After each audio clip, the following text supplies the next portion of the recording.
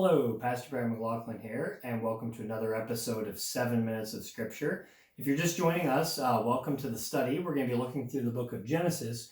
In this particular video series, we go through the Bible, usually about 7 minutes, sometimes a little less, sometimes a little bit more, depending on how long-winded I get. But generally speaking, the average, we'll say it's around 7. I'm not a math guy, but we're looking at this today. I would encourage you, if you're just now joining us, to make sure you catch up on the videos so far in Genesis. We also did a series on James, but in Genesis, we've talked about who wrote it, the context. We're actually in verse 2 now, and where we picked up from yesterday is that, picking up off the creation of everything, we understand that God created, I should say creation of everything so far. God created the heavens, the earth, time, space, and matter. Now, he has not necessarily created all the matter that will exist, though, at this point, because he still hasn't created the stars, the sun, other things like that. But he has created time, he has created space, and then he's created the universe, and he's created the earth, which is a watery blob at this point. Yesterday we said, and I actually didn't mention that, but if you happen to get this book here. It's over there. Oh, it's over here. There we go.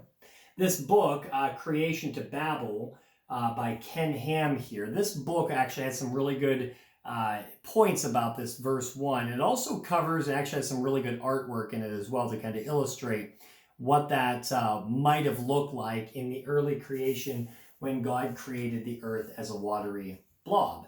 And so, yeah, that's what that's referring to. It doesn't have any shape, nothing there. It's void. There's no life. There's no way to have life because there's no sun. There's, those types of things are not yet finished.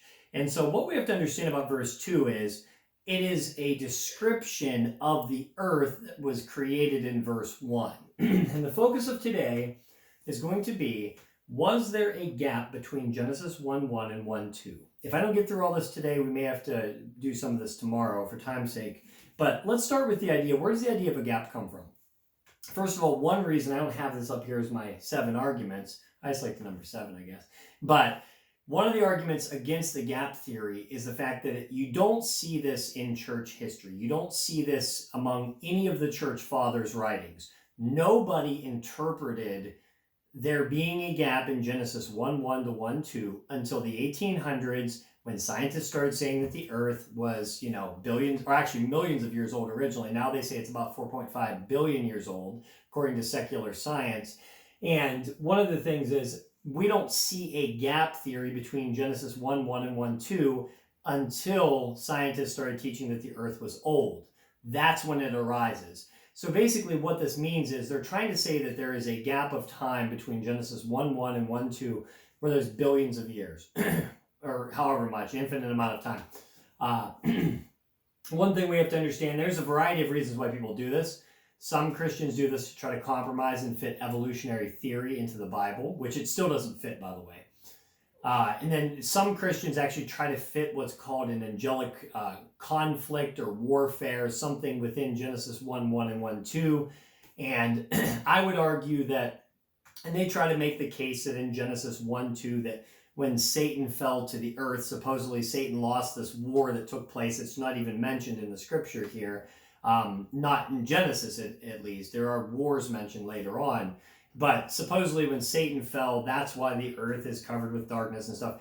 That's reading way into the text. It's not in Genesis. It's not what Moses intended. There's no reason to interpret any of these Hebrew words in Genesis 2 as chaos and evil and all this other stuff. It's just referring to a barren wasteland that has not yet had life and no continents and no shape.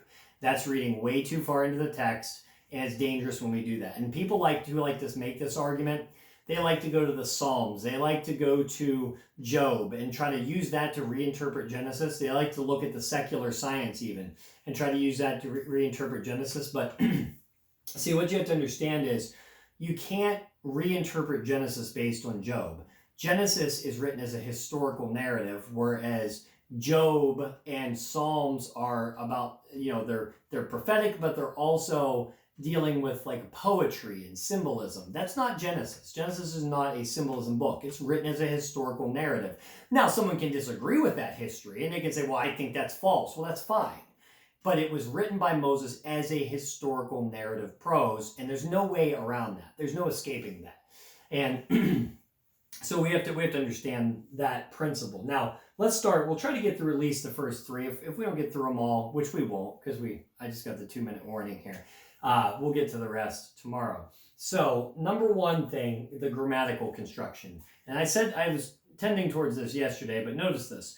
In the beginning, God created the heavens and the earth. The earth. Now, the Hebrew grammatical structure there ties verse 1 directly into verse 2, meaning there's nothing sandwiched in between. The Hebrew words are connected. What this essentially means is when it starts with the earth in verse 2, it means he's picking up right where he left off in verse 1, essentially describing what that earth from verse 1 was like after he created it, after Psalm 33:8, after he spoke it into existence and it stood fast. And so, second argument, the genre of Genesis. Genesis was written as a almost genealogy or historical narrative prose of the events of the universe and God's creation. And, so we understand early human history. And so what we understand is in that particular literature, that particular style, it was very key to include the main historical events and things that happened in a historical narrative prose, especially one that's written as a genealogical record. And so to say that there are billions of years missing from Genesis chapter 1 is to suggest that this would make this a very poorly written history because it doesn't include all of these types of things. It's also ad hoc, meaning there's no reason to suggest it. There's no anything within Scripture that would suggest a need to propose billions of years or anything within the immediate context. It's ad hoc, meaning it's out of nowhere to explain how secular science could somehow fit into the Bible. Argument 4. Now this is something I want to introduce. If you notice here, we're going to talk, and I'll just say actually what we're going to talk about. Let's do that because I don't want to get into this and not be able to finish it. But we'll do arguments 4 through 7 tomorrow. Read Genesis 2:4. You'll see the word history or generations. This is the history of the heavens and the earth. Check that out. That word history there in the New King James is the word toledoth in the Hebrew.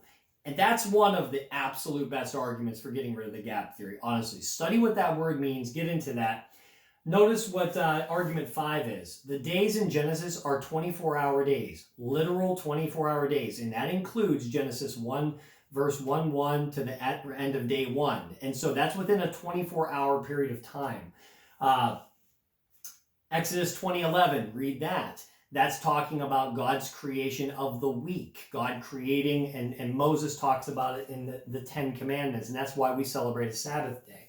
And finally, Genesis 1:1 is not a summary verse of the entire week of creation. It's part of day 1, so are the verses following that down to verse 5. And we have to understand all of this, verse 1 through 5, is a 24-hour day, and there's no room for billions of years within this context. We'll get to those arguments in more detail tomorrow. Hope this wasn't too deep. We are in the deep end of the pool, though, with this study. So God bless you guys, your families. Thank you for joining us. Check out OBC Facebook page and YouTube page for more materials like this. That's Orangeville Baptist. And God bless you guys, and we'll see you in tomorrow night's video.